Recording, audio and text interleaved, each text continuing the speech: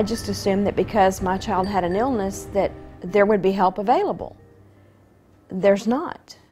For Dana Walker, the most devastating part of losing her job of 14 years last December was not the loss of income. Rather, it was the loss of health insurance for her 21-year-old son, Jake. The first thing that I thought about, of course, is how am I going to ensure that my child gets to go to the doctor?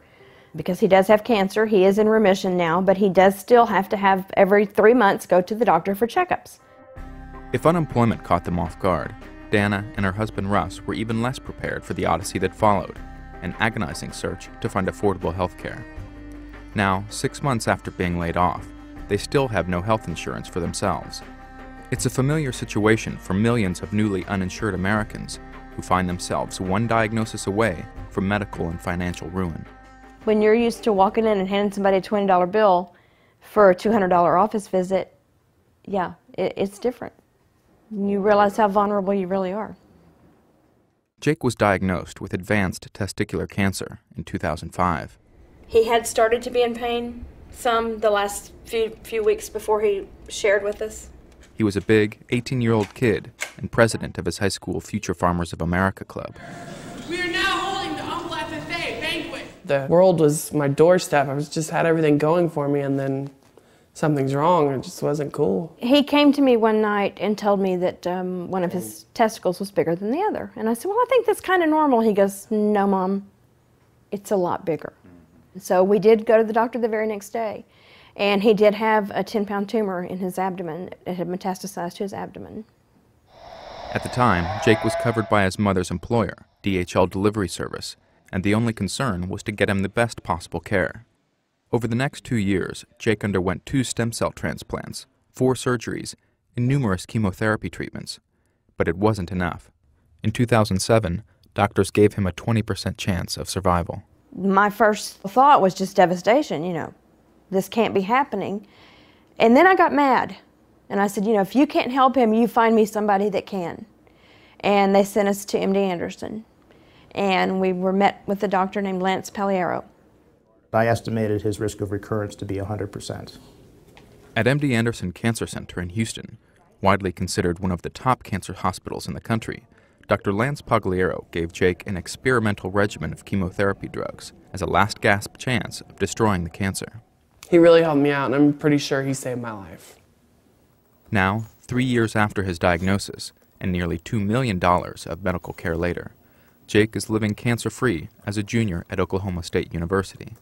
Could be a normal person now. My hair's going to grow back. I'm not going to be in a crowd of people, and you're not going to be able to pick me out and say, oh, that kid has cancer. But while Jake enjoys a return to normal life, the fear of recurrence remains a daily reality for his family. For at least the next 2 years, he requires regular monitoring, including CT scans, blood tests, and x-rays that run thousands of dollars. If he can remain free of disease long enough, someday we hope we can pronounce him cured.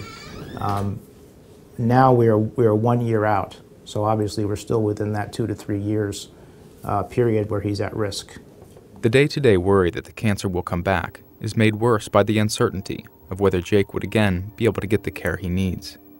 In December, when Dana took Jake to MD Anderson for a checkup, she told hospital administrators that she would likely be losing her insurance. I was certainly concerned to hear that they might lose their insurance. We would not have been able to do any of the treatment that we gave if he didn't have insurance. In all, Jake had received nearly $2 million in surgeries and treatment. One abdominal surgery cost about $300,000. I had retroperitoneal lymph node dissection, quite a big ordeal, and this is my scar. To deny him the relatively inexpensive follow-up that is so crucial to make sure that he continues to stay healthy, you know, to deny him that just makes absolutely no sense. Well, Dr. Pagliaro said that he was going to do all that he could and was going to help us out, that what he did with me was kind of experimental, and that he thought that I needed to stay under his care. But that was in December, when the Walkers returned to MD Anderson for further blood work in late March. It was a different story. The doctor came in and said, you know, his hands were basically tied because of the financial situation that MD Anderson itself was in. And we would, you know, the business office told me we would be receiving a bill. So are you just getting horse feed? Yeah. Okay, how many are you going to get? Dana and her husband Russ are currently living on unemployment checks and occasional proceeds from a struggling feed store in suburban Houston. They ended up getting 89 cents a pound.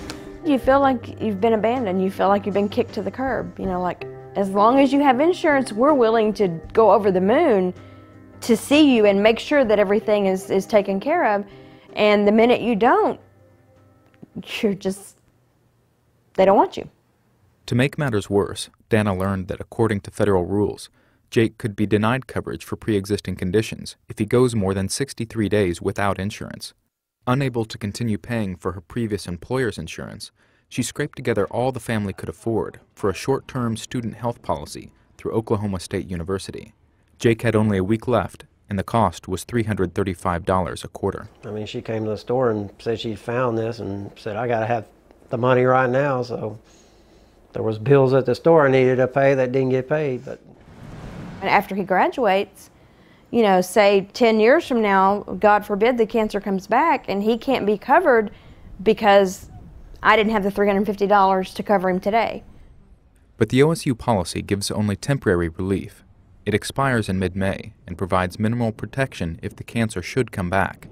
Meanwhile, a month behind on the mortgage, Dana continues to look for a job with benefits. You don't realize how fast you can hit $1 million. You know, you think, oh, to be a millionaire, you'd have all this money, but when you're looking at medical bills, it's not a lot of money. It doesn't take long at all.